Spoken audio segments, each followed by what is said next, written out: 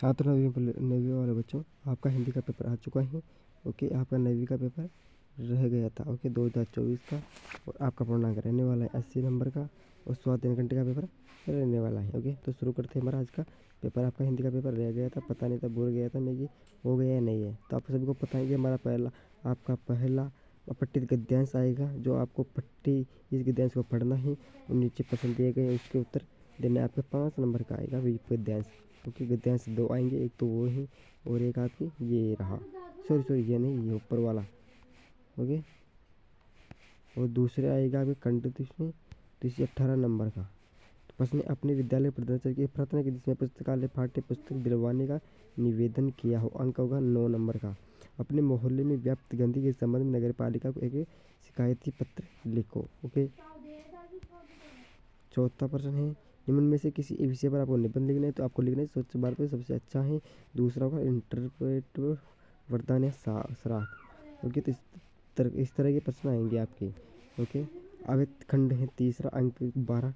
Okay, पहले पूर्ण यानी कि यह अंक आपके 12 के हैं। ओके, तो पांचवा प्रश्न, रचना की दृष्टि से वाक्य भेद का एक उदाहरण दीजिए। वाक्य रचना की दृष्टि से वाक्य भेद का एक उदाहरण दीजिए। अथवा में ही वाक्य की परिभाषा देते हुए वाक्य के भेद भी लिखिए। ओके, अथवा में भी दिए गए हैं इस बार।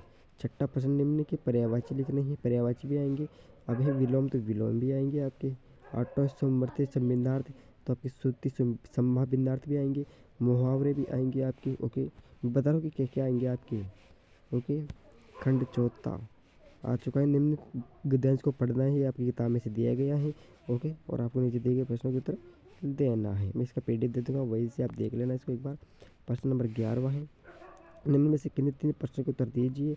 आज की उपभोगवादी संस्कृति हमारे दैनिक जीवन को किस प्रकार प्रभावित कर रही है।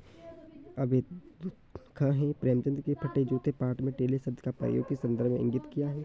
ओके, ग है, मुख्य प्राणी मनुष्य से कम संवेदनशील नहीं होते कैसे। ओके, ये हो गया।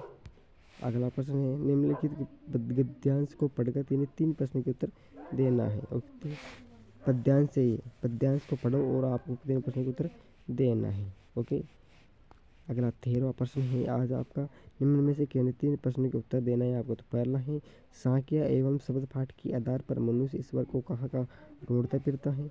क है, सरसों को सियानी कहकर कवि का क्या कहना चाहता है। ग है, आपने अपने शहर में बच्चों को कब कब और कहाँ कहाँ काम करते हुए देखा है। ओके, अगला खंड 5वां है आपके, खंड 5वां है जिसका 14वां प्रश्न, निम्न में से एक प्रश्न का उत्तर दीजिए। उत्तर सीमा 100 से 120 है। तो अपनी देखी सुनी किसी आपदा का वर्णन करना है। मोटी वाली कहानी के उद्देश्य का प्रकाश डालना है। ओके, अगला 15वां प्रश्न है, निम्न में से किन्हीं 4 के उत्तर देना है। ओके, दिए तो 5 लेकिन 4 का देना है। पहला है, बाढ़ की खबर सुनकर लोग किस तरह की तैयारी करने लगे हैं। दूसरा है, शिक्षा बच्चों का जन्मसिद्ध अधिकार है कैसे हैं। तो तीसरा है, लेखिका अपने नानी के व्यक्तित्व से क्यों प्रभावित थी। मेरे संग की औरतें पाठ के आधार पर बताना है। चौथा है, मेरे संग की औरतें पाठ के आधार पर जीवन में कैसे इंसानों को श्रद्धा भाव से देखा गया है। ओके, तो आपका ये हिंदी का क्वेश्चन पेपर कंप्लीट हो गए हैं। ये जरूर नहीं कि ये आएगा, लेकिन इससे ये पता चलेगा कि इस तरह का आपके प्रश्न आएंगे। लेकिन ये दिए गए हैं आपके ग्रामर में कि ये आएंगे, तो ये तो 100% ही आएंगे। ओके, तो आपका कंप्लीट हो चुका है। ओके, आप अच्छी तरह से पढ़ाई कराना।